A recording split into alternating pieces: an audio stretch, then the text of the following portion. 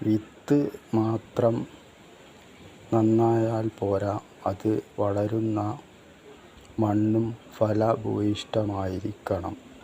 അതുപോലെ കുഞ്ഞുങ്ങൾ വളരുന്ന വീടിൻ്റെ സാഹചര്യം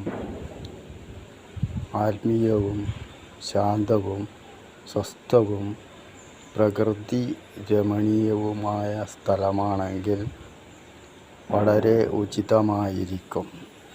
എന്നാൽ വീടിന് പുറത്തുള്ള അന്തരീക്ഷം നെഗറ്റീവ് എനർജിയാൽ നിറഞ്ഞതാണെങ്കിൽ അത് വീടിനെയും പരിസരത്തെയും ബാധിക്കാൻ ഇടയുണ്ട്.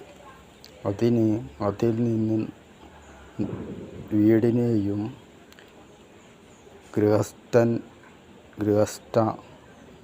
കുഞ്ഞുങ്ങൾ എന്നിവരെയെല്ലാം സംരക്ഷിക്കാൻ മഹാദേവിക്ക് സാധിക്കുകയുള്ളൂ.